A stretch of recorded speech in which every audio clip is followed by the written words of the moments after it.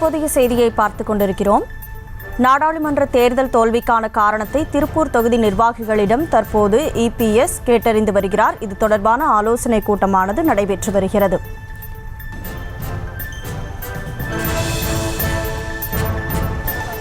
இது தொடர்பான கூடுதல் விவரங்களோடு செய்தியாளர் லதா இணைப்பில் இருக்கிறார். வணக்கம் லதா, எத்தனாவது நாளாக தற்போது இபிஎஸ் ஆலோசனையில் ஈடுபட்டிருக்கிறார்? முழு விவரம்.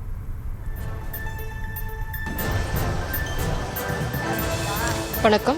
திருப்பூர் மக்களவை தொகுதியில அதிமுக தோல்வியுற்றதற்கான காரணம் குறித்து அந்த தொகுதி நிர்வாகிகளோடு எடப்பாடி பழனிசாமி ஆலோசனை மேற்கொண்டு வருகிறார்.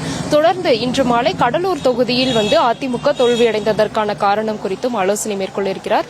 ஏற்கனவே 27 தொகுதிகளுக்கு அந்த ஆலோசனை கூட்டம் என்பது நடைபெற்றிருக்கக்கூடிய நிலையில இன்று காலை திருப்பூர் மாவட்டத்திற்கும் தொடர்ந்து மாலை கடலூர் தொகுதிக்கும் கூட அந்த ஆலோசனை கூட்டம் என்பது நடைபெற இருக்கிறது. அந்த வகையில பார்த்தோம்னா இன்று நடைபெறக்கூடிய அந்த திருப்பூர் தொகுதியில ஏன் அதிமுக தோல்வியடைந்தது என்ற அந்த கூட்டத்தில் பார்த்தோம் அப்படின்னா அந்த எம்பி தொகுதிக்கு உட்பட்ட மாவட்ட செயலாளர்கள் முக்கியமாக செங்கோட்டையன், கேசி கருப்பணன், அதே போல பொள்ளாச்சி ஜெயராமன் உள்ளிட்ட பலரும் கலந்து கொண்டிருக்கிறாங்க. மாவட்ட செயலாளர்கள் முதல் கிளை செயலாளர்கள் வரை பலரும் இந்த கூட்டத்தில் பங்கேற்று இருக்கிறாங்க. திருப்பூர் தொகுதியை பார்த்தோம் அப்படின்னா திமுக கூட்டணி 4.5 லட்சத்திற்கும் அதிகமான வாக்குகளை பெற்று வெற்றியை பெற்றிருந்த நிலையில அதிமுக 2வது இடம் பெற்றிருந்தாங்க.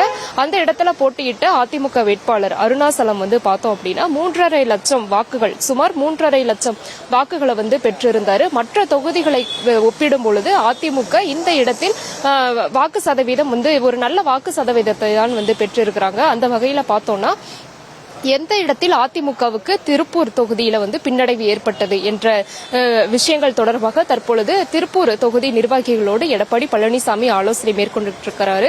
தொடர்ந்து பார்த்தோம் அப்படின்னா கடலூர் தொகுதியிலும் கூட இன்று மாலை கடலூர் தொகுதியில அதிமுக தோல்வியடைந்ததற்கான அந்த காரணம் குறித்து ஆலோசனை மேற்கொள்ள இருக்கிறாரு. வரக்கூடிய 5ஆம் தேதி வரை இந்த ஆலோசனை கூட்டம் என்பது நடைபெற இருக்கிறது. தொகுதி வாரியாக நடைபெற்று வரக்கூடிய ஒரு நிலையானது இருக்கிறது. அந்த வகையில பார்த்தோம்னா இதுவரைக்கும் 27 தொகுதிகளுக்கான அந்த ஆலோசனை கூட்டம் நடைபெற்று இருக்கக்கூடிய நிலையில பல்வேறு விஷயங்களை நிர்வாகிகள் குறிப்பிட்டு இருப்பதாக தகவலாக நமக்கு கிடைத்திருக்கிறது. முக்கியமா கூட்டணி வலுவாக இல்லை என்ற விஷயத்தை அவர்கள் முதன்மையான ஒரு அதிமுகவுக்கு பின்னடைவாக இருப்பதற்கு முதன்மையான ஒரு விஷயமாக அவர்கள் குறிப்பிட்டு இருக்கிறாங்க. அதே போல தேர்தல் செலவு திமுக பாஜகவை விட குறைந்த அளவு செய்ததாகவும் கூட அவர்கள் குறிப்பிட்டு இருப்பதாக தகவல்கள் நமக்கு வருகிறது.